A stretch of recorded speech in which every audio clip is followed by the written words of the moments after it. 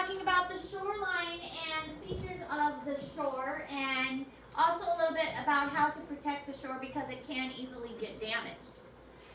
So, the beach itself is an accumulation of sediment along the shore of a lake or an ocean, because we can find this along a lake as well if you've ever been to a lake.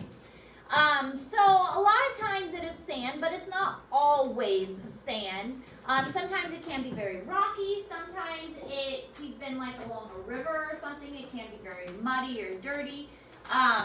But usually if you are along an ocean or something, it's generally going to be like very sandy, a lot of really small particles. Typically whatever sediment is available nearby.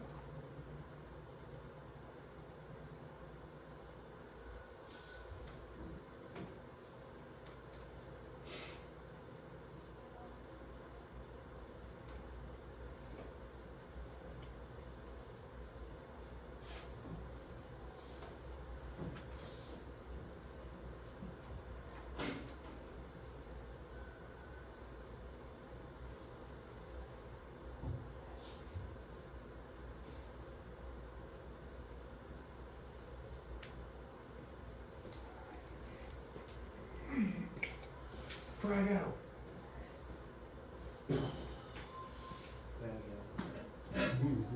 So the main forces shaping a shoreline are the waves, and that makes sense because that is what is beating against the area.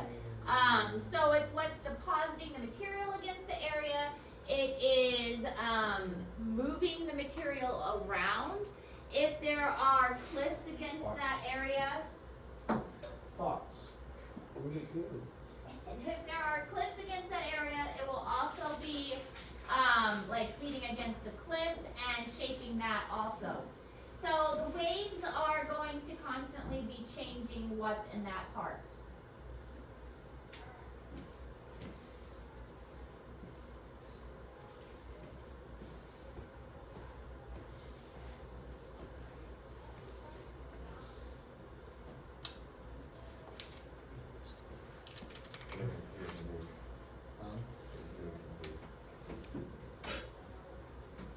Breathe, Jacob, breathe.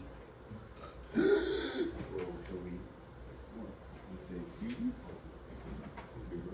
sound like you're under the water. Breathe. Yeah, there's this thing called fat. What you need to lose?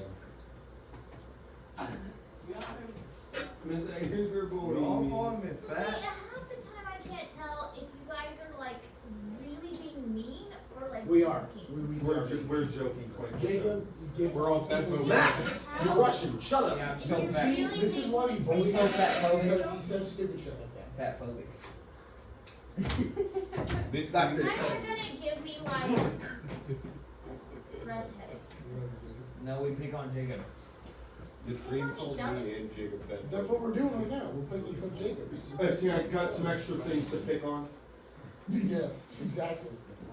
Got some loose extremities. How about we talk about wave impact instead? Well, you Wave. see, when I can get talk hit about by weight fat and ripples, ripples. and that's like a wave. Waves may be calm or may be very destructive and are a major factor in shaping Wave the coastline. impact. So, and this picture shows how it can go up against the rock, and that kind of force against a rock can break the rock and break the rock. We talked about erosion and frost wedging and things like that, but when the waves are going to carry sediment in them. So when the waves hit the rock and it's got sediment in them already, it's going to erode the rock even further. I'm sorry. I can't believe how they graduate without that. You can do the same exact thing about you, bro. Just be nice. Just be nice. Yeah. Sarah, how about your duct tape them? We burst I- around the graduate I with numbers. considered it. She I gotta think catch duct me tape first. and I think water guns should be in all teachers' like. You should bring back It the should be slapper. allowed. Oh, God, Duct tape and some water guns. not the ruler against the Falcons. No, water guns I think are better. What about the action weapons? Shut up, don't. See, Maybe Nerf guns. see, that's just some stupid. Oh, God. that's illegal, you can't bring Nerf guns into school. This is true. Is it? Maybe that's why Yes. I like water sprayers. Well, if it's a Nerf gun, it shows the If ones. teachers brought Nerf guns, I am bringing my own and I'll make sure it hurts. It's like water sprayers. I'll make sure I won't miss either. Okay. Focus 288 PSI. Airsoft, Nerf ball. Alright, so waves can also cause rock fragmenting, No question. song, dry the coastline. So think of it as like sandpaper. So when you sandpaper something down, you're smoothing it. And that's basically what is happening with the waves. The waves are smoothing and chipping away and constantly changing the surface. So that's why there's a lot of interesting rock formations against the surface of wherever the coast meets the ocean. The ocean has had time to wear away the rocks and those areas, and you're going to get a lot of interesting formations. This will eventually create more sand, and so that's why we do have a lot of beaches around these oceans, because more and more sand is being created.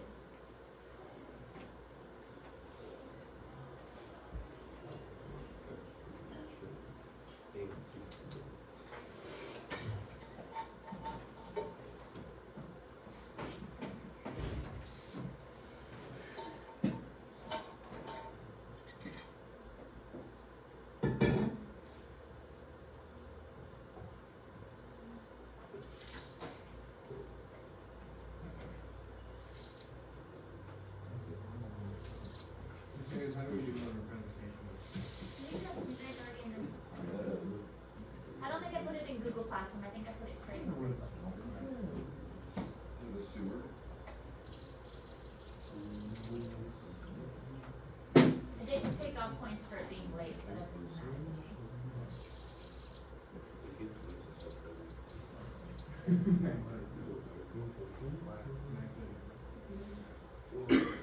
Alright, so then you have the wave refraction, which is the bending of the wave. You're gonna get some wave distortion when it interacts with the shore, because the shore isn't gonna be completely even. When the wave bounces against the shore, there's gonna be things that disrupt it and make the wave kind of bend according to how the shoreline bends. So, if the shore is uneven, then the wave is going to be uneven as well when it interacts with that. And that's basically what this picture is showing, how there's a little part that juts out here, and so the wave isn't going to hit evenly, and so it's going to interact differently with the shoreline.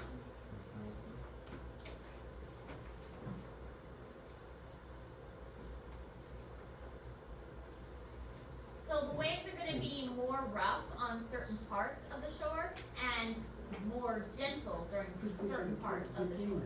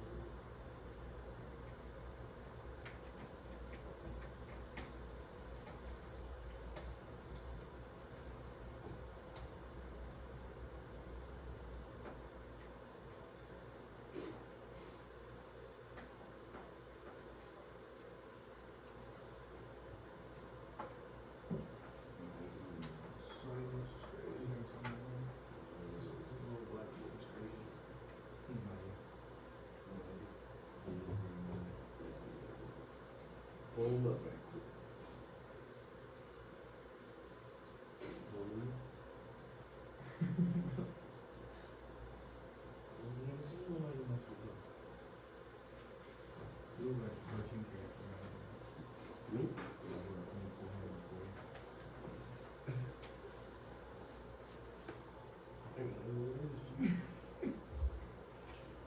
Like a Superman.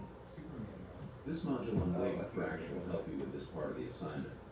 As waves come into water shallower than the wave base, which is defined as a depth of half the wavelength, the orbital movement of the waves begins to feel friction with the bottom.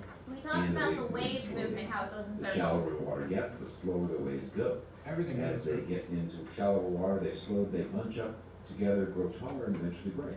But the other thing that the waves do before they even break is what's called refraction, which is the waves bending and changing direction as they slow down in shallow water.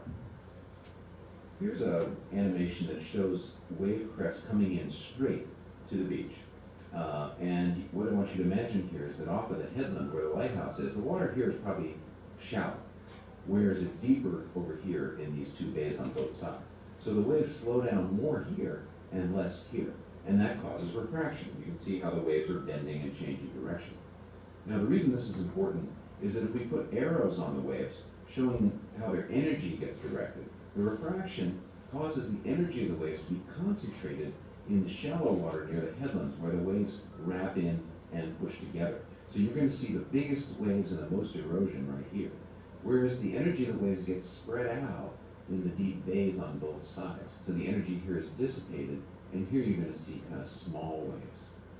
Now this process of refraction, waves bending in over shallow areas, is very important for forming big surf waves. And we're going to look as a case study at the Mavericks wave in Northern California near Half Moon Bay. Pretty good picture of me here on the Mavericks wave. Yeah, right. Mavericks is a really marvelous wave. It only gets going a few times a year, but when it's on, it's ferocious, and it's a world famous wave. This picture shows what's sometimes thought to be the world's greatest wipeout. Jay Moriarty wipes out at the top of the wave and falls more like 60 vertical feet through the air at the bottom of the Mavericks wave. Mavericks is located south of San Francisco, right here, off a point of land near Half Moon Bay in central California. What I want you to do now is go look at the video called The Signs of Big Waves. That is going to explain for you, among other things, why. But you get the idea that when it interacts with a headland area,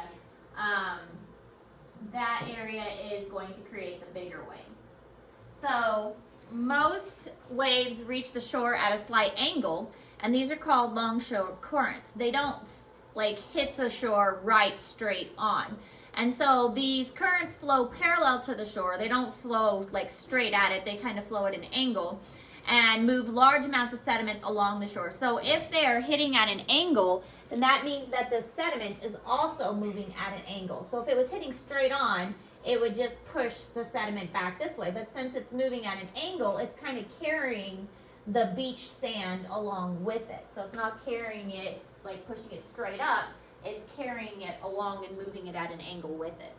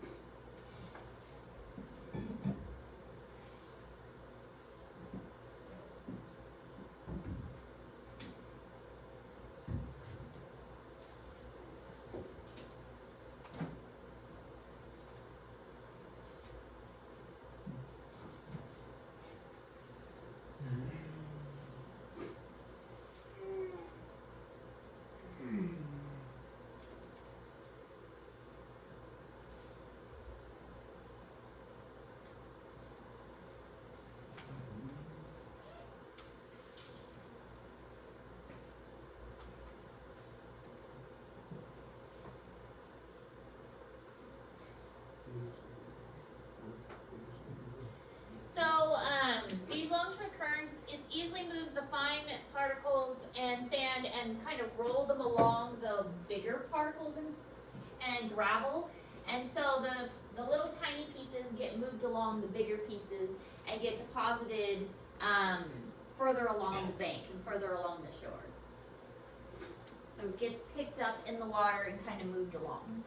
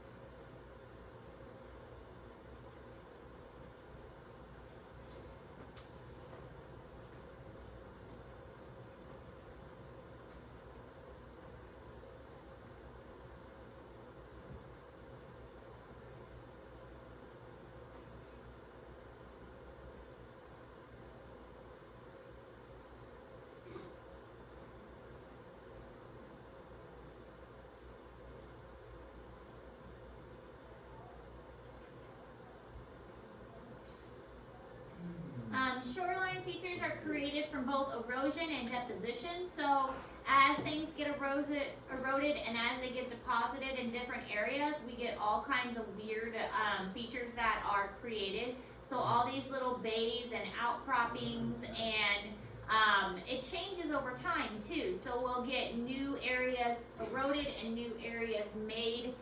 Little islands and little sandbars, things like that are constantly created and constantly made. Sometimes it's difficult for ships to see because if they are created under the water and it's not that deep, ships can run aground on them also.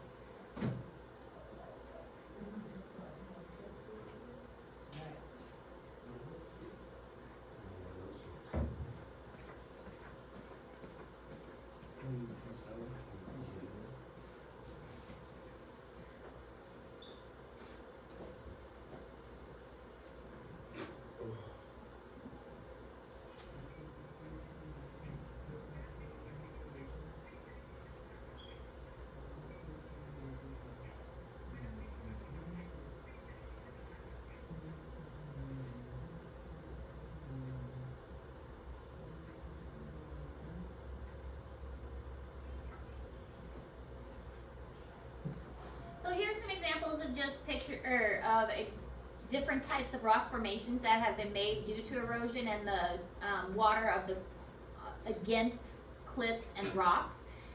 Sometimes it can be just a rock that has been formed straight up out of the water, like this first picture. Sometimes it can be kind of a natural rock bridge, like this arch here.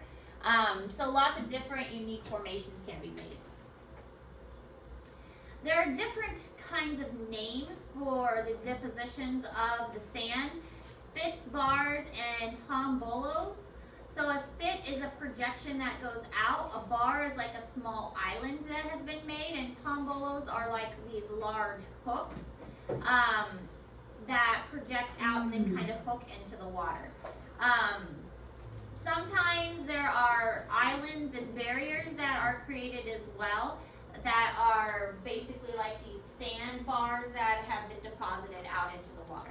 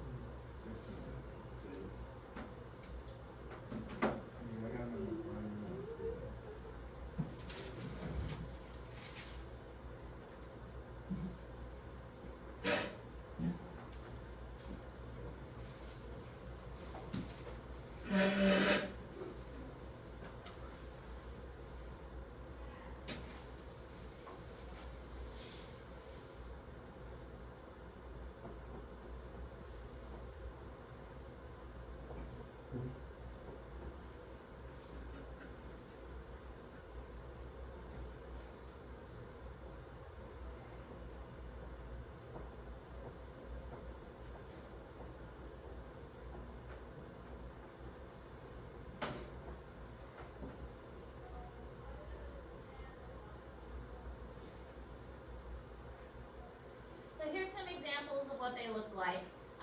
Tombolo is the little hook, and then we have the spits, and then we have a barrier island, which is like a sandbar, and then we have a little lagoon that has been formed by that.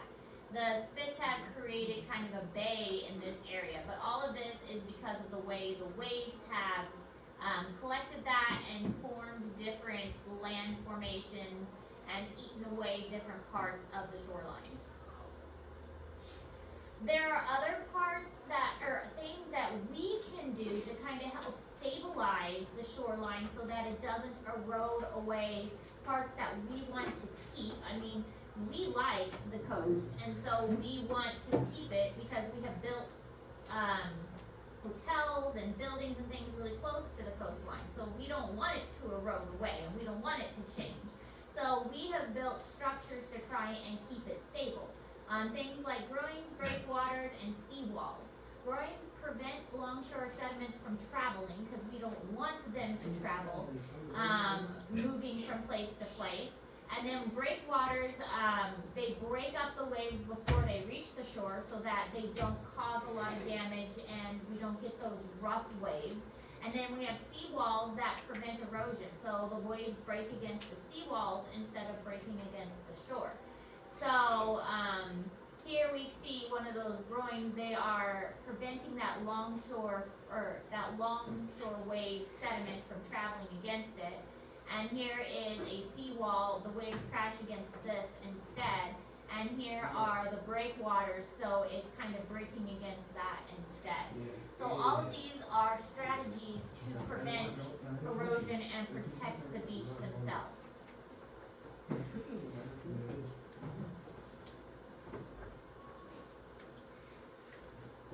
Keeps the beach from changing.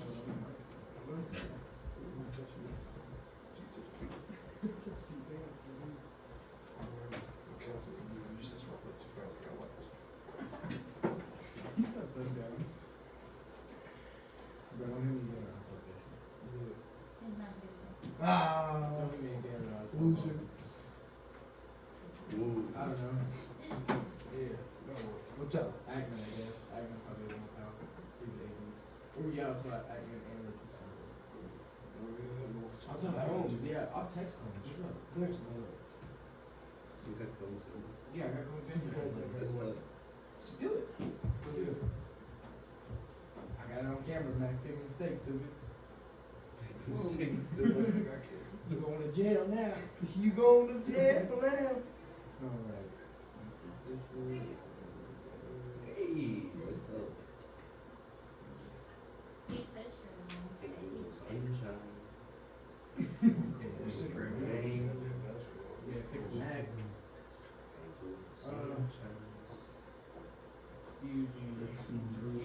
Okay, so this is in Google Classroom, but it shows you how each of these work. The wall makes it so that the waves are not even getting to the shore. And then we've got these different types of extensions that go out to break up the waves so that they're not even coming into contact and not, you can see the deposition of the sediment here so that the beach itself is not being damaged. There is something called beach nourishment. So, over time, here is a picture of a beach that has been eroded. I believe this was Florida. And this is the round building and this is the round building to kind of give a comparison. And in this case, you can see the ocean is almost completely up to the buildings. And they have brought in, I don't know how many tons of sand, and basically dumped all this sand here to replenish the beach. And so now they've rebuilt the beach so that it has moved the beach away, and so the ocean is all the way back here. So you can imagine how much sand they had to bring No, wait, in that doesn't make sense. and though. rebuild the beach. They didn't take How away much? water. Why wouldn't water still just wash up the shore? They dumped sand, basically. They took like. So they just put more. They put the water back on the ground, basically. They just dumped a bunch of sand, like lots and lots of sand.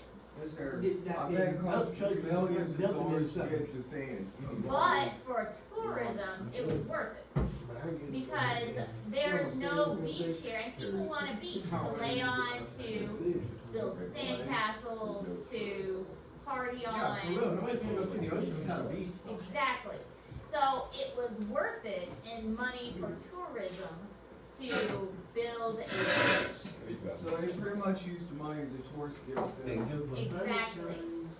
And for them, I'm sure they have already made the money back. Because I mean, look at all these hotels and things here. Nobody's gonna want to come to these hotels if there is no pretty beach for them to go spend time at. So they basically built a beach by bringing in all this sand and dumping this sand, and it's called beach nourishment. But it's very costly. But in places that can afford it, because the tourism is high, it's worth it. So not every place can do it, obviously, but some places can. Some places like Hawaii. I think this one was Florida, but yes. Dump lots of sand, lots and lots and lots of sand, and build a beach.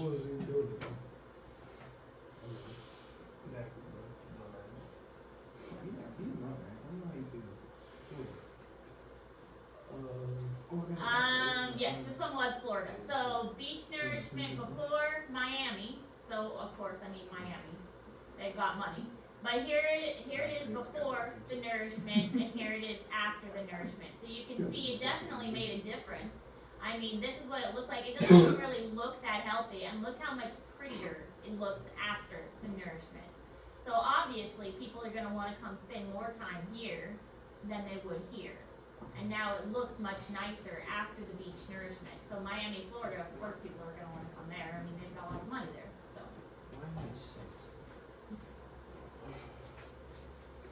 That's your opinion, Bryce. Keep it to yourself. Wait a minute, that said, how many $1 million? 70-something million? For some goddamn sand. 17.6 million. Oh my Beach God. nourishment. For some goddamn sand. Well, how many bags of A sand? trillion tons of sand, bro. You know how much goddamn sand that has? Lots of sand. You think it would have been about 20 bags of sand if they had to spend that much? He said he made about 20 bags of sand. I don't know how much. So maybe a little more. We'll see I'm what taking the- the right estimates. Rough estimate, shut up. Not 40 bags. More like 200,000 bags. Happening today, if you spend a lot of time catching waves on Palm Beach, you certainly want to know about a decision the town council is expected to make this morning to fix it up. News Channel 5's Christina Noche is live in Palm Beach to tell us more about what's going on. Good morning, Christina. Hey Doug, good morning. Well, if you come to the beach here, you probably walk right past these seawalls here. Your kids, they may even play right here in this sand. But if you take a look here, both of these have actually a bigger purpose. And look at these beach accesses. And a lot of them, where we are right now on Sunset Avenue to Wells Road, So that that are used to closed. be the I'll give you a beach. closer look. Why? You can take a look down here where that concrete is, and that's because it's really starting to have a lot of erosion, and that's really becoming a problem. This morning, the town council is expected to decide whether to go ahead with a $17.6 million renourishment plan to fix these walls and add a lot more sand to different parts of the beach. We're talking a lot of sand, almost 1 million cubic yards will be hauled onto different parts of the beach. Now, all this is going to help reduce storm damage. As you can see, there's a lot of residential homes here, and also it's going to help just the beach in general. But this is not a cut and dry decision just yet. Of the two bids, one was actually cheaper. The council said the company didn't align with the town's regulations. So you can actually come to this meeting this morning. It's going to be at 9:30. There's going to be a chance for community input. I'll come here at 6:50. I'm going to tell you when they plan to get all of this started in the area. We're live in Palm Beach. Christina Noche, WPTV News Channel 5. So yeah, You got a jump rope on lots and lots of sand.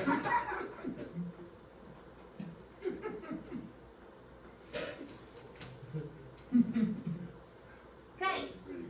All right, so that is all our notes for this unit. That finishes up our ocean unit. Today, your ocean current assignment is due. The Ripples Gizmo is due next week. We will get a study guide on Tuesday, and then we'll have Monday and Tuesday as work days.